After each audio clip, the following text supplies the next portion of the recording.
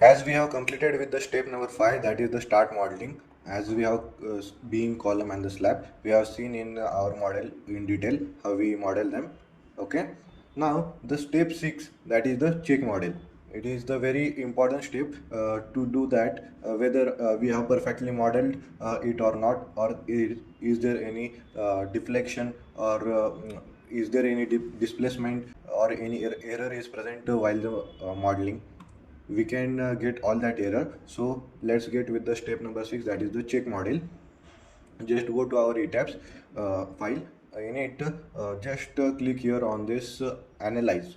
This check model is present in the analyze, and in this menu bar, just click on this analyze. In it, the first option is present of the check model. Just click on it, and you can see that the check model window will open like this. Here we check all this format as the joint check, length tolerance for the check.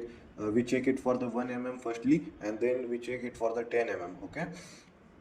Then we see here as the joint check, frame check, shell checks, and the other checks like the check meshing, check loading, and the check duplicate. This is the further parts. Firstly, we will see in the joint check and the frame check. Okay. So just select all, which check for all this, and just click on OK, and the model will run here. Creating analysis model is been running.